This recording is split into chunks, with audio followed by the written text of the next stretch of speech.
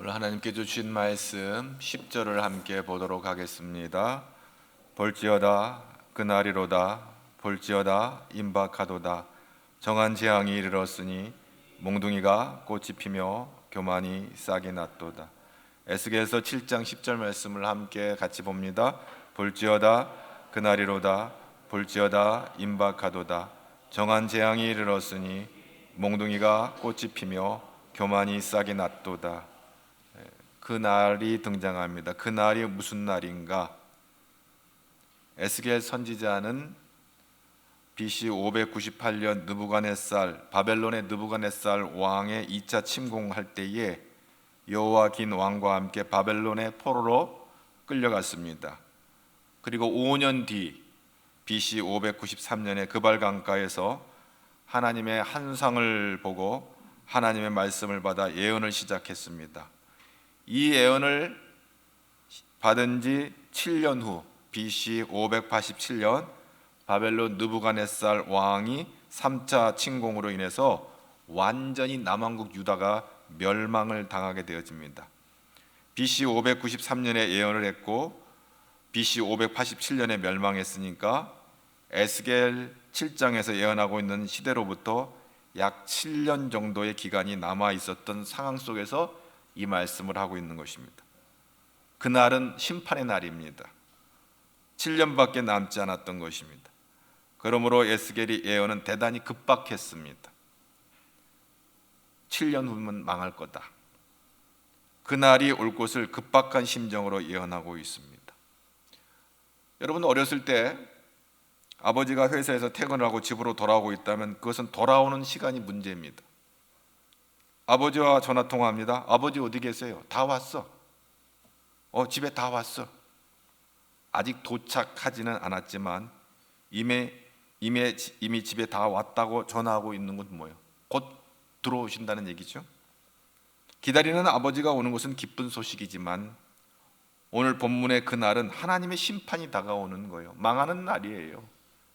굉장히 그런 어떤 시대적인 그런 분위기 속에서 지금 이 본문을 읽을 수가 있습니다.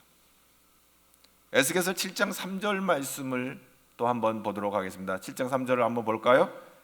이제는 내게 끝이 이르렀나니 내가 내 진노를 내게 나타내어 내 행위를 살피 심판하고 내 모든 가증한 일을 보응하리라. 내게 끝이 이르렀다. 에스겔 선지자는 그날의 임박했음을 예언하고 있습니다. 에스겔 7장 1절부터 27절까지가 그 예언에 대한 내용이거든요. 근데 그날은 어떤 방식으로 임하는가? 오늘 10절에 보니까 임박했다. 심판의 날이 코앞까지 닥쳐온 다급한 상황을 보여주고 있습니다. 그리고 그 둘째, 그날은 정한 재앙이라고 확실히 온다는 거죠. 이 정한 재앙이라고 번역된 이 하체피라는 머리에 왕관과 같은 것을 쓴다는 의미를 갖고 있습니다. 여러분이 이게 무슨 말이야? 머리에 왕관 쓴다는 말이 정한 재앙과 뭔 상관이 있어?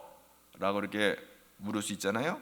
남왕국 유다의 입장에서는 침략자인 바벨론의 느부갓네살을 상징하는 표현인데, 느부갓네살의 침공으로 인하여 유다의 멸망과 재난이 닥치게 될 것을 의미하고 있는 것입니다. 그러니까 느부갓네살이, 왕관을 쓴 느부갓네살이 이 남왕국 유다를 공격해 오는 것이죠. 그 정한 재앙, 그것은 변함이 없는 거죠. 반드시 그날이 오게 된다고 하는 것으로 해석될 수 있어요. 그리고 그래서 그날은 아무도 피할 수 없고 돌이킬 수 없는 최후의 날인 것을 말씀하고 있는 것입니다. 그날은 심판의 날이고, 그날은 보응의 날이고, 그날은 재앙의 날이고, 그날은 환난의 날이고, 그날은 사망의 날이다. 그날은 하나님께서 자기 백성을 긍휼히 여기지 아니하시는 날이다. 악한 이방인 바벨론 느부갓네살을 불러다가 몽둥이를 삼아 자기 사랑하는 이스라엘 남왕국 유다 백성들을 치는 날이에요. 그래서 오늘 뭐라고 시적 표현이 있어요? 몽둥이가 꽃이 피며 교만이 싹이 났도다. 이 표현 자체가 굉장히 시적인 표현이지만 아주 슬픈 이야기예요. 이 몽둥이에 해당하는 이 한마테라고 하는 이 단어의 원형은, 마테는 나무 막대기를 의미합니다. 흥미로운 것은 이 막대기에 꽃이 핀다고 이렇게 표현했어요. 이 몽둥이는 남왕국 유다를 공격해오는 바벨론의 통치자 느부갓네살을 상징하는 것입니다. 하나님을 대적하고 우상을 섬긴 결과로 남왕국 유다를 심판의 도구로 바벨론 왕 느부갓네살을 사용하신 것입니다.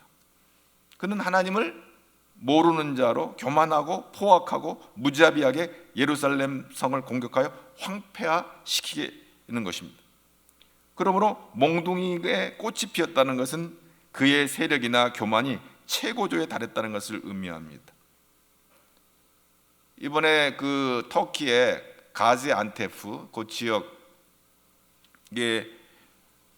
지진이 나서 지금 터키가 큰 어려움 가운데 있는데, 그 역대하에 보면 느부갓네살 왕이 바로 갈그미스 전투라는 그런 얘기가 나오는데, 갈그미스 전투에서 애굽에서 마로누고 왕이 바벨론을 대적하여 올라오다가 거기서 참패를 당하고 바벨론이 강성하게 되는 결정적인 그 전기를 마련하는 전투가 바로 지금 이번에 그 지진 난 가지안테프에서 유프라데스 강으로 조금만 내려가면 거기가 갈그미스라고 하는 요즘 카라블루스, 지금 현대로는 카라블루스라고 하는 그 지역, 바로 거기에요.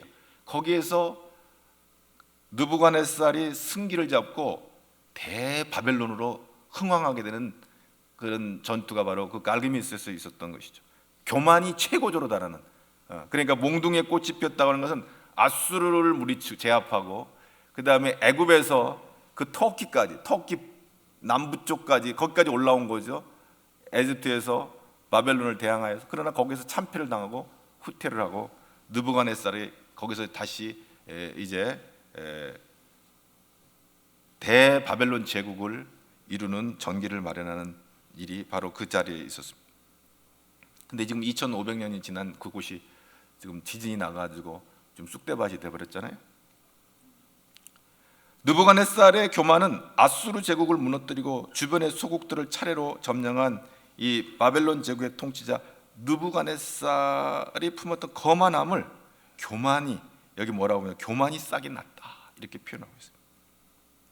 다니엘서를 보면 이 느부갓네살의 교만을 어떻게 표현하고 있냐면, 천하에 자기보다 높은 신이나 통치자가 없음을 과시하고 그 평지에 자기 형상을 한 거대한 금신상을 세우고 모든 사람들을 엎드려 절하게 합니다. 그게 다니엘서 3장 1절에 나오는데, 다니엘서 3장 1절을 보면 느부갓네살 왕이 금으로 신상을 만들어 높이가 60규빗이요 너비는 6규빗이요 그것을 바벨론 지방 두로의 평지에 세워서 누구든지 엎드려 절하지 아니하는 자는 즉시 맹렬히 타는 풀무불에 던져 넣으리라, 이렇게 기록되어 있습니다.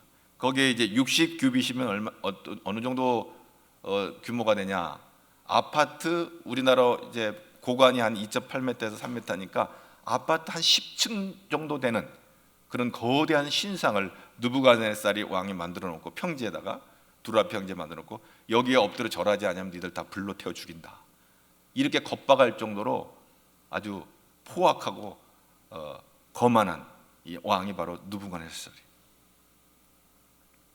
그리고 자신의 정책에 반기를 든 다니엘의 세 친구를 향해 뜨겁게 타오르는 용광로에 쳐넣겠다고 협박하면서 능히 너희를 내 손에서 건져낼 신이 어떤 신이겠느냐?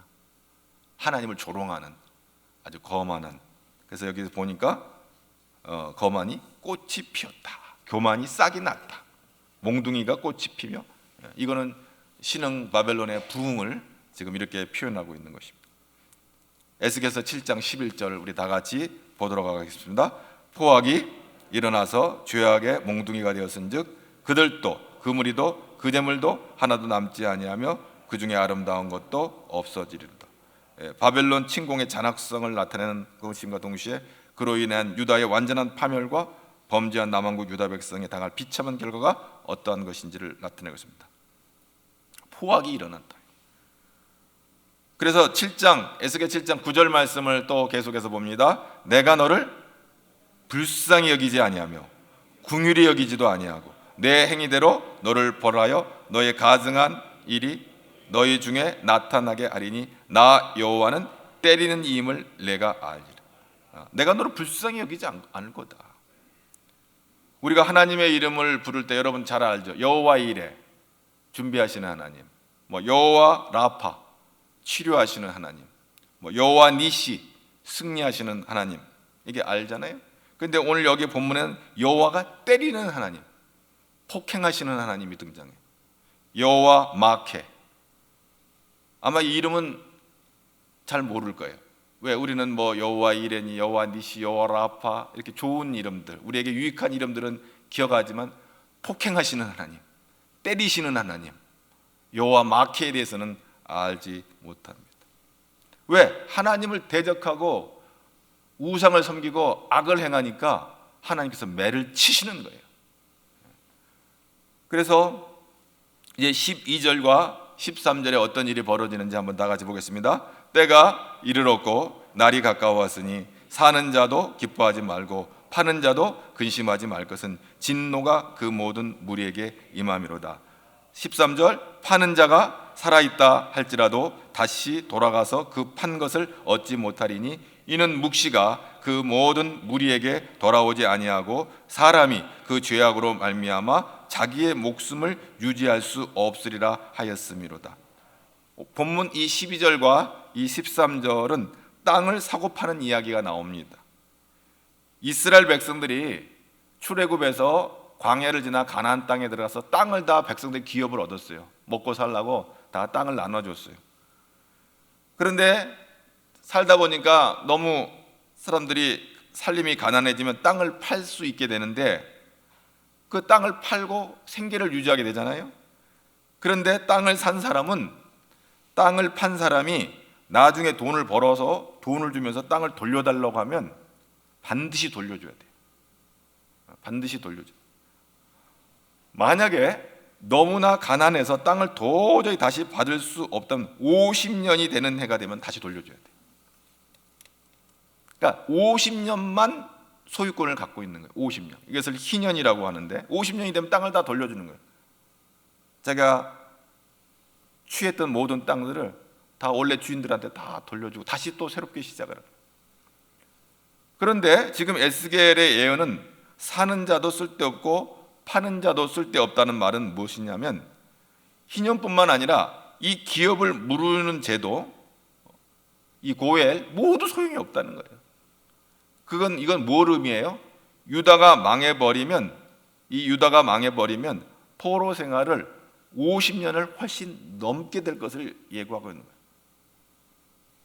70년이 되었죠. 그러니까 땅을 사고 파는 것이 아무 의미가 없어진다. 너희들이 하나님의 매를 맞고 이제 바빌론의 포로로 잡혀가게 되고 이 나라가 남왕국 유다가 망하게 되는데 그러면 이런 시스템이 다 붕괴가 되는 거예요. 그리고 14절 한번 다 같이 볼까요? 시작. 그들이 나팔을 불어 온갖 것을 준비하였을지라도 전쟁에 나갈 사람이 없나니 이는 내 진노가 그 모든 무리에게 이르렀습니다. 이스라엘 전쟁이 일어나면 나팔을 불어요. 이게 그러니까 군인들을 다 소집하는 건데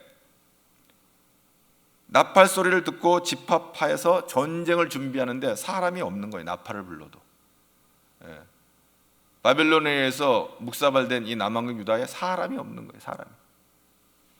나라가 망했다는 증거죠. 싸울 군인들이 없어요. 다 소용없어요. 16절 우리 다 같이 또 볼까요? 시작. 도망하는 자는 산 위로 피하여 다 각기 자기 제약 때문에 골짜기의 비둘기들처럼 슬피 울 것이며. 비둘기가 왜 골짜기에 있습니까?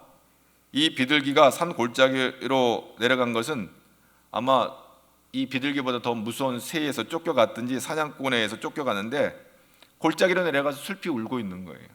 슬피 우는 비둘기는 세상 사람들에게도 슬픔의 상징입니다. 많은 문학 작품이나 이 노래 가운데 이 비둘기가 우는 이야기는 슬픈 이야기를 표현할 때 그렇게 써요. 산속에 피난처가 있어도 도움이 안 된다는 거예요. 도망을 갔는데도 거기가 도움이 안 돼요. 그 다음에 19절 말씀을 우리 다 같이 또 보겠습니다. 그들이 그 은을 거리에 던지며 그 금을 오물같이 여기리니 이는 여호와 내게 진노를 내리는 날에 그들의 은과 금이 능히 그들을 건지지 못하며 능히 그 심령을 족하게 하거나 그 창자를 채우지 못하고 오직 죄악의 걸림돌이 됨이라. 여호와의 진노의 날에 은을 가진 사람들이 길거리에 버린다는 거예요. 금을 가진 사람은 오물처럼 여긴다는 거예요. 여러분, 현재 우리 살아가는 시스템은 자본주의란 말이죠. 근데 자본주의에서는 이 마니가 굉장히 돈이 중요한 건데, 돈이 쓸데없어서 다 길거리에다 버리고 그것을 오물 취급하게 되는 건 뭐예요? 이 자본주의 경제가 다 무너져 버린 거예요. 국가나 기업이나 가정이나 돈이 있어야 운영이 되고 경영이 될 텐데, 이 돈이 다 쓸데없는 것이 되어버려. 오물처럼 여긴다. 은과 금이 도대체 나에게 무슨 소용이 있느냐고 다 던져버리는 거예요. 하나님은 우리에게 은과 금, 재물을 주셨지만 그거 가지고 우상을 섬기고 사치를 하고 악행을 하고 교만하니까 그것이 아무 소용이 없는 것이 되는 거예요. 나라가 망하는데 돈이 무슨 소용이 있어요? 여러분, 대한민국 망하면 대한민국의 모든 원화 가치는 제로가 되는 거예요. 그러니까 쓸데없으니까 다 버려야 돼. 우리가 나라를 위해서 얼마나 기도해야 된다는 것은 그래서 중요한 거예요. 나라가 망하면 교회도 모일 수가 없는 거예요. 그러니까 우리가 나라를 위해서 기도해야 될 줄로 압니다. 근데 왜 나라 망했어요? 역으로 하나님을 대적하다가 망한 거예요. 하나님을 대적하다가 우상 섬기고 악을 행하다가. 26절 또 한번 보겠습니다. 환난이 더하고 소문에 소문을 더할 때에 그들이 선지자에게서 묵시를 구하나 헛될 것이며 제사장에게는 율법이 없어질 것이요 장로에게는 책략이 없어질 것이요. 제사장에는 율법이 없어진다는 말이 뭐예요? 장로에게는 책략이 없어진다는 말이 뭐예요? 여기서 나오는 장로는 리더들이에요. 그 이스라엘의 리더들을 말하는 거예요. 제사장, 종교적인 리더들, 어떤 장로, 정치적인 이 리더들을 말하는 거예요. 이 세상에 많은 종교가 있어도 하나님의 진노의 심판의 날에는 아무런 도움이 되질 않는 거예요. 어떤 종교가 힘을 쓰지를 못해요. 어떤 지도자들의 어떤 모략이나 전략들이 아무 의미가 없는 거예요. 나라가 망하는데 무슨 의미가 있어요? 아무 의미가 없다. 27절 또 계속 7장 20절 보겠습니다. 시작. 왕은 애통하고 고관은 놀람을 옷 입듯 하며 주민의 손은 떨리리라. 내가 그 행위대로 그들에게 갚고 그 죄악대로 그들을 심판하리니 내가 여호와인 줄을 그들이 알리라. 하나님의 심판은 행위대로 합니다. BC 587년 유다의 마지막 시드기야 왕은 드디어 망했어요. 망한 다음에 눈 뜨고 있는 상태에서 자신의 아들들이 모두 죽는 것을 목격했어요. 그리고 느부갓네살 왕이 그 시드기야의 두 눈을 빼고 그를 갈고리에다가 끼워가지고 저 바벨론으로 끌고 갔어요. 시드기야는 눈 뜨고 자식 죽는 거 보고 두 눈 뽑히고 포로로 바벨론에 끌려갔어요. 나라가 왕은 애통하고 고관은 놀람으로 옷 입다. 이게 무슨 말이에요? 국가가 망한 거예요. 나라가 망한 거예요. 이 심판의 날에는 은과 금이 소용없고 왕과 방백 관료들이 소용없고 군대도 소용없고 피난처도 소용없고 종교도 소용없고 어떤 무슨 국가 운영의 리더십이 다 소용이 없이 다 무너져 내려버리는 거예요. 하나님이 망하게 하시면 아무것도 아닌 것을 오늘 이 에스겔 선지자를 통해서 우리에게 말씀하고 있는 거예요. 에스겔은 바벨론에 포로된 사람들에게 이 예언의 말씀을 증거했습니다. 그러나 이 예언의 말씀은 이게 2600년 전에 남한국 유다 백성들에게만 주는 말씀이 아니라 이 예언의 말씀은 그 당시 사람들도 과연 우리 망할까라고 했지만 망했거든요. 다가올 최후의 심판에 대한 예표가 오늘 이 말씀 속에 있는 거예요. 그래서 신약교회 베드로후서 3장 10절에 뭐라고 그러냐면 그 주의 날이 거기서 이제 주의 날, 그날을 주의 날이 도둑같이 오리니 그날에는 하늘이 큰 소리로 떠나고 물질이 뜨거운 불에 풀어지고 땅과 그 중에 있는 모든 일이 드러나리로다. 최후의 심판이 있음을 베드로는 말하고 있는 것입니다. 그리고 이어서 베드로후서 3장 7절에 보면 이제 하늘과 이로 말미암아 6절 7절에 이로 말미암아 그때 세상은 물이 넘침으로 멸망하였으되 이제 하늘과 땅은 그 동일한 말씀으로 불사르기 위하여 보호하신 바 되어 경건하지 아니한 사람들의 심판과 멸망의 날까지 보존하여 두신 것이니라. 무슨 말이냐면 노아 시대는 하나님이 물로 심판을 하셨습니다. 그런데 물보다 더 무서운 것이 남아있는데 바로 불입니다. 하나님이 불심판을 하신다는 예언의 말씀을 베드로를 통해서 말하고 있는 것입니다. 하나님의 말씀은 변함이 없습니다. 이 세상은 하늘과 땅도 불로 절단될 날이 온다. 하늘이 큰 소리로 떠나가고 땅도 불로 풀어질 날이 온다. 녹아질 날이 온다.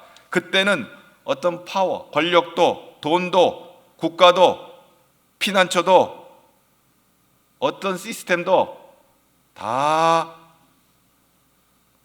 도움이 되지 못한다. 어떤 것도 힘이 되지 못한다. 어떤 것도 의지가 되지 못한다. 바로 최후의 심판의 날에 대한 이야기를 베드로가 하고 있는 것입니다. 오늘 에스겔의 이야기를 오늘 우리가 듣는 것은 바로 장차 우리 주님께서 마지막 최후의 심판이 있음을 성경을 통해서 말씀해 주시는 것을 다시 한번 경각심을 갖고, 어떤 사람은 그래요. 뭐 죄 지어도 뭐 죽을 때 회개하고 죽지 뭐. 여러분, 사고로 죽을지 쫄도할지 그냥 쓰러질지 앰뷸런스로 정신 잃고 실려갈지 어떻게 죽을지를 어떻게 알아요? 그 시와 때는 알 수가 없어요. 다 죄 짓고 살다가 마지막 죽을 때 하나님 잘못했습니다 하고 회개하고 가면 되지 않겠냐는데, 그 죽을 시와 나를 아는 사람이 어디 있어요? 주님도 모른다고 그랬는데 그날과 그 시는 알 수가 없어요. 그러니까 항상 깨어 있어야 된다고 하는 거예요. 우리가 최후의 심판을 위해서 우리는 두 가지를 준비해야 돼요. 하나는 두고 떠나는 곳에 대한 준비와 다른 하나는 내가 향해 갈 곳에 대한 준비를 해야 돼요. 하나님의 심판대 앞에 어떻게 서야 돼요? 요즘 뭐 재판을 받으면 변호사를 대동해 가지고 갑니다. 조사를 받든지 소송을 하든지 변호사를 해요. 두 가지가 필요해요. 만약에 우리가 하나님 마지막 심판대 앞에 서서 서게 될 거인데 그때 나를 위해서 변호를 해줄 분이 있어야 돼요.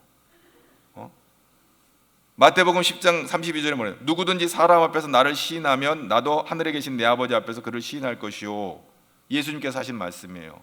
변호사가 필요해요. 하나님 아버지 앞에 저 아무개의 죄를 내가 대신 지고 십자가 졌습니다. 저 아무개의 죄를 용서해 하시고 받아주세요 라고 변론할 사람이 필요하단 말이에요. 변론할 분이 필요하단 말이에요. 예수 그리스도인 줄로 믿습니다. 아멘. 우리의 공로와 업적으로는 하나님 앞에서 정죄를 면할 수가 없어요.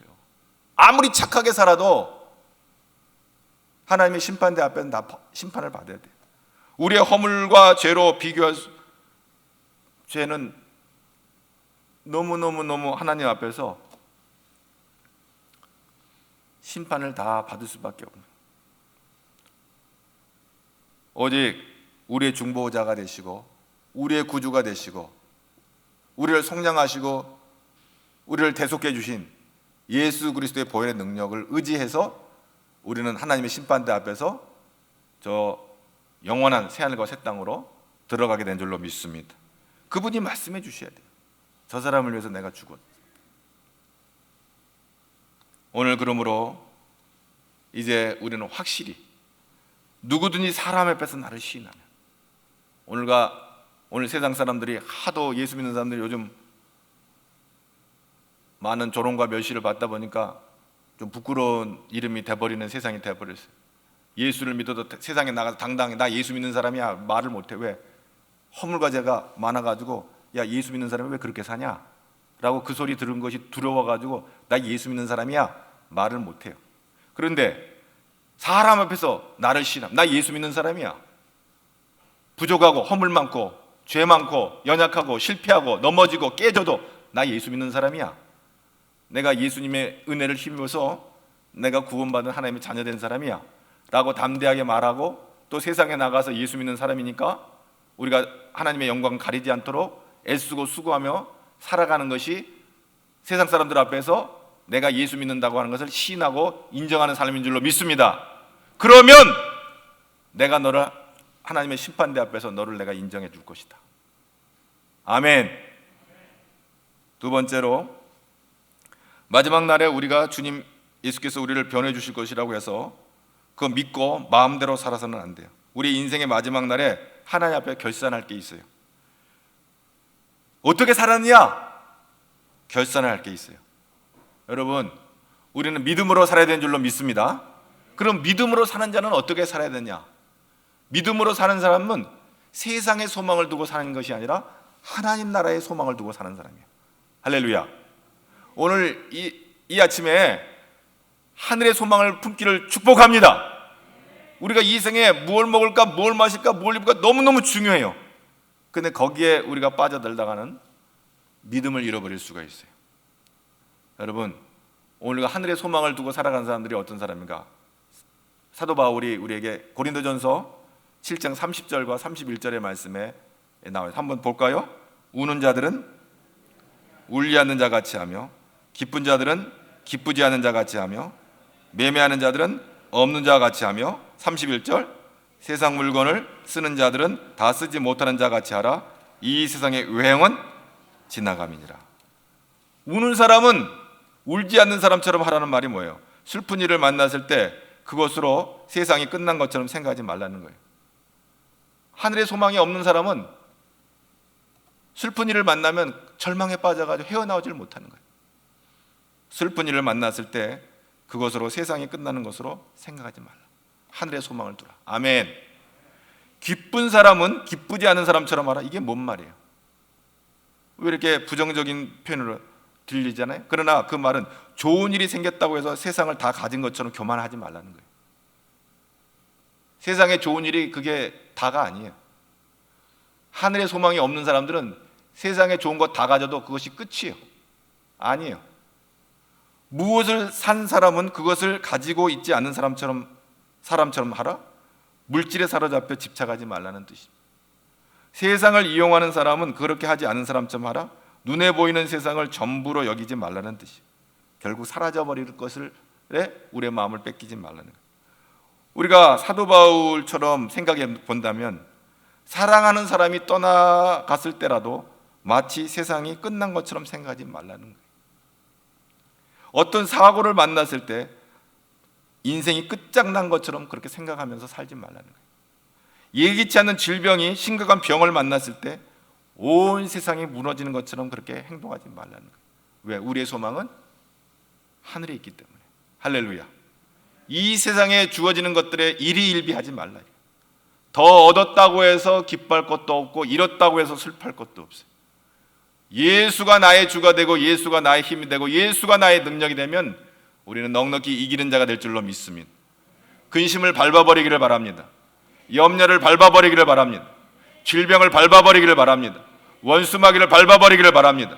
원수마귀는 어떻게든지 우리를 해코지하고 넘어뜨리고 실망하게 하고 좌절하게 하고 이간하고 갈라놓고 깨뜨리고 가정을 깨뜨리고 교회를 깨뜨리고 나라를 흐트러버리고 모든 부정한 말로 시기하고 질투하게 하고 싸우고 다투게 하고 분쟁하게 하고. 교회에서는요 좋은 일 하면서 싸워요. 좋은 일 하면서 틀린 말 갖고 싸우지 않아요. 다 맞는 말 갖고 싸우는데 다 맞는 말이에요. 다 보면. 근데 하나하나 그 말을 서로 조정하고 조율을 해야 되는데 자기만 옳다고 그러니까 싸우는 거예요. 좋은 일 하면서 싸우는 거예요. 좋은 일 하면서. 다 내려놓아야 돼요. 할렐루야. 그렇습니다.